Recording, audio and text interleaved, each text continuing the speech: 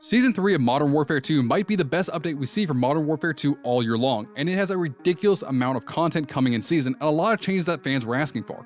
We're getting brand new operators, a brand new overhaul to Modern Warfare 2, brand new overhaul to Warzone 2.0, and a ton of changes coming to DMZ, along with a ton of other seasonal events and big things that we need to talk about, including a massive change to the movement system. As a matter of fact, it's one of the things the developers of the game are so excited about that they will not stop talking about the movement changes. They promise a lot of changes to make the game feel a lot more smooth and improve the movement system. Coming off of Modern Warfare 2019 and Black Ops Cold War and Vanguard, we expected the movement system to be top tier, one of the best we've seen so far. And the movement system kind of let us down. It feels a little clunky and it feels a little hard to use. However, that's one of the things the developers have promised is getting changed in Season 3. They promised massive changes to the movement system, but no one has actually been able to play or see what these movement changes are like yet. So I'm excited to cover that when Season 3 comes out. But moving on, there's a lot of things happening in the season that we need to talk about. Alejandro and Valeria are both the main two operators we're getting in Modern Warfare 2 Season 3. On top of that, we're getting a brand new Sicario-themed event based around Valeria.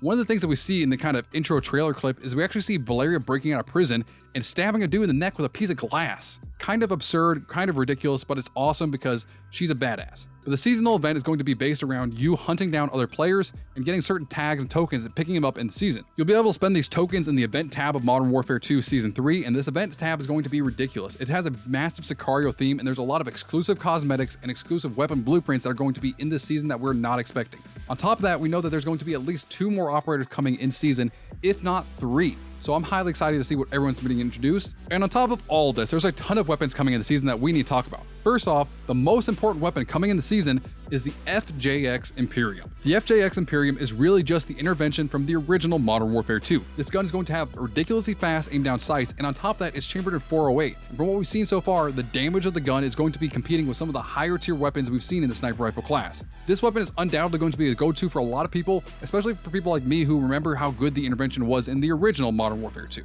However, we're getting another weapon introduced this season. It's going to be a brand new bullpup rifle called the Cronin Squall. This is actually based off the RM277 real-world gun, and this gun is going to be a tactical rifle. It's not going to be full auto, it's going to be semi-automatic, and it's going to be chambered in 6.8, which will be a heavy-hitting round. The Cronin Squall is actually a pretty interesting rifle though. It's a hard-hitting rifle, and because it's a bullpup, it's going to have a lot lower recoil than other guns that we see in the tactical weapon class. So this gun will be able to smack people from range with minimal recoil, but I think what's going to be the biggest problem for most people is that the fire rate is going to be pretty slow for this gun. It's a good way to balance out the gun, and we'll see more about it in season. And the third gun that we're going to get in season at some point, we don't know when, is the Tech 9. The only way that you can use the Tech 9 in Modern Warfare 2, and exclusively in Warzone 2, is to drive around in a vehicle and spray out the window while yelling West Side.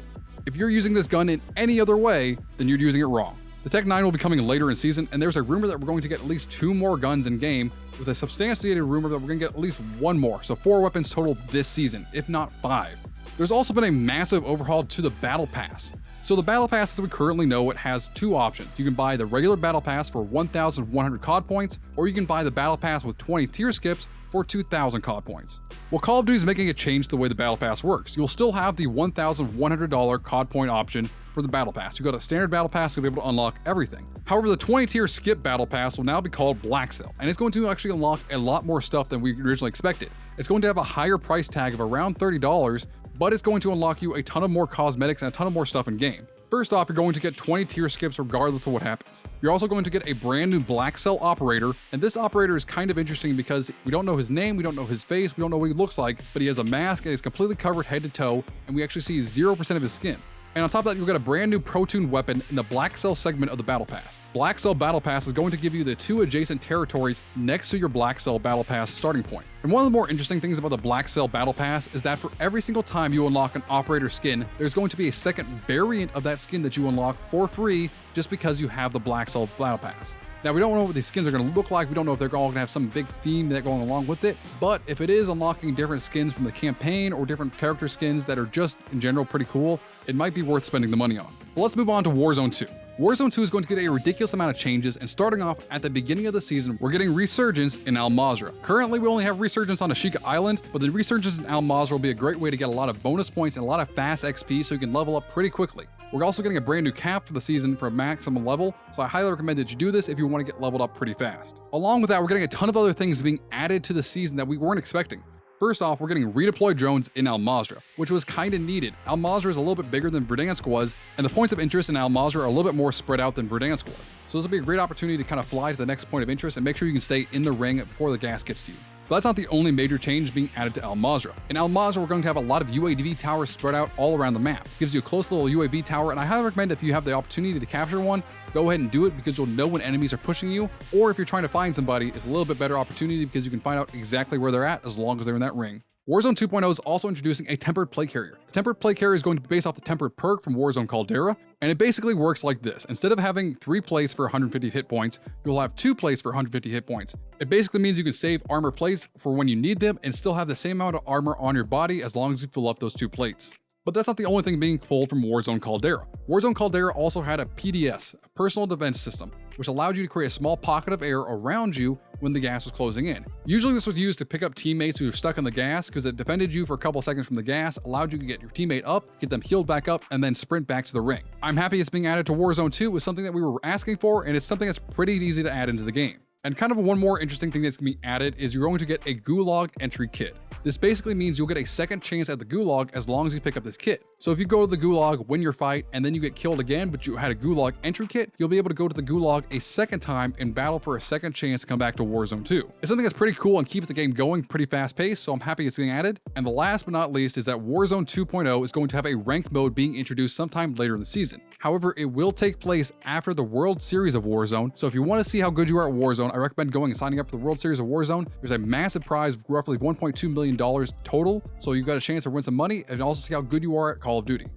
DMZ is getting a massive amount of content added to it as well. It's honestly the biggest update we've seen for DMZ yet. We're getting a brand new barter system in DMZ, which basically means if you have certain lootable items, you can go trade them for other items in the buy station. The barter system is just going to allow you to trade certain items for other items. So if you need a hard drive for a quest and you have 5 flash drives, you might be able to trade it for a hard drive. But that's not the only thing being added into DMZ. We're also getting a new workbench.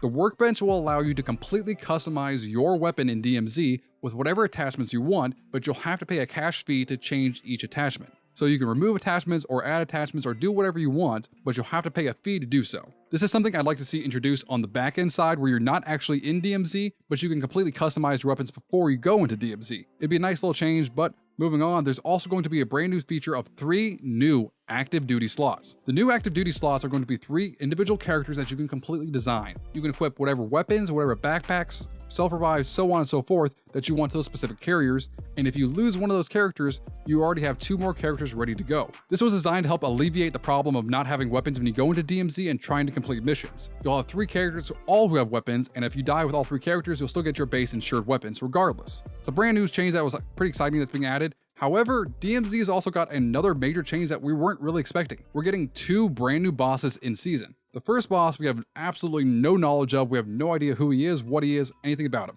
The second boss we have a lot of information on, and he's a very scary boss. He has a riot shield and some type of flamethrower contraption with him to which he'll actually try to push you and light you on fire. So I highly recommend that you keep your distance with this guy and try to pick him off from range, but the riot shield might make it a little hard. Thermite grenades might be your best friend with this. And last, undoubtedly the biggest section that we need to talk about is Modern Warfare 2 multiplayer. Modern Warfare 2's multiplayer is getting a ridiculous amount of content added, and it's going to be hard to try to cover it all, but I'm going to attempt it. First off, we're getting 3 brand new 6v6 maps at least in the season. There's 3 confirmed so far, but there's expected to be 4 to 5 coming in season. On top of that, we're getting 2 brand new ground war maps and the big climactic return of Gunfight. Gunfight was a brand new game mode that they added to Modern Warfare 2019, and it was surprisingly very popular among a lot of players. And it's finally being added back to Modern Warfare 2, and this was something that we actually asked for when the game released, but is not being added until now. We're going to get 4 brand new maps with Gunfight. The first one is going to be called Alley. This map is very close quarters and has a lot of different levels and layers, which will make this map a lot more about finding the enemy than necessarily trying to run and kill them as fast as possible. However, we're also getting a map called Black Site, and this is going to be the new Warzone 2.0 Gulag. So I highly recommend you try it out in gunfights first and make sure you get good with it before you actually go into Warzone 2.0. This Black Site is going to be a basic training ground for a lot of special operators, but it is going to be a kind of open area. On the left and right side, you're going to have a lot of open space to try to shoot the other person, and you're going to have one big centralized building in the middle of the map. Another gunfight map we're getting, which surprisingly is Shipment. Shipment is the classic Call of Duty map that we've all grown to know and love over the years, and it's going to be actually a gunfight map in Modern Warfare 2. I'm highly excited about it because I just kind of love the map Shipment. I think it's really chaotic and fun, and I really love to see this added in the game. And we're also getting a map called Exhibit that we don't really know that much about. We don't really have any photos for it, but it'll be coming at some point later in the season. And it's kind of exciting to talk about because it's really unknown and it'll have a lot of different variables that we don't know about until we actually get into play. For the 3 new 6v6 maps we're getting one called Paleo Lighthouse. And this map looks very dark and stormy, but it's really not. It's not any less lit up than the Shipment map currently is. This map is actually very bright for a nighttime thunderstorm map. It's going to be very interesting, but on top of that, they're also adding another nighttime specific only map called Black Gold. This map will be set in Rohan Oil and will be exclusively used with flashlights and night vision goggles because it is going to be pitch black. It's going to be a lot like the kind of night vision mode we had in Modern Warfare 2019. The night vision mode wasn't hugely popular, but there is a player base for it, so something that Call of Duty is trying to take advantage of and make sure that they get their players back who love that game mode. And last but not least, coming later in the season, we'll have Alboran Hatchery. This map is actually based on the mission Trial by Fire in the Modern Warfare 2 campaign, where you're actually sniping in Spain. But this map is very interesting because it'll be a lot closer quarters than what we had in the campaign for Modern Warfare 2. The 2 brand new battle maps we're going to get in season is, first off, we're getting Rohan Oil as a battle map by itself. This map is going to be a sniper's paradise because there's a lot of long sight ranges and a lot of high areas you can get up and snipe people from range. We will also be getting Satik Cave Complex as one of the battle map / ground war maps, and it's kind of disappointing because Afghan is going to be the central point for this map, and Afghan is not a map we've seen in Modern Warfare 2's multiplayer yet. I'd love to see Afghan make a big return in Modern Warfare 2, but I highly doubt it. I hope it happens later in the season, however. There's going to be a massive amount of weapon changes and balancing coming to Modern Warfare 2's multiplayer, and I'm going to keep you updated with that and make sure you have the best loadout for Modern Warfare 2's ranked mode. And Modern Warfare 2 multiplayer is getting a lot of other small changes that we're not going to actually know about until the blog post comes out for Modern Warfare 2 Season 3. And I'm going to cover all of that with you, so make sure you subscribe down below. But tell me, what is the thing you are most excited about in Season 3 of Modern Warfare 2? Tell me in the comments down below, and if you want to know what the next 3 years of Call of Duty titles are going to be, check out this video I made right here. And until next time, I am IceBurgz, your Call of Duty informant. Stay frosty.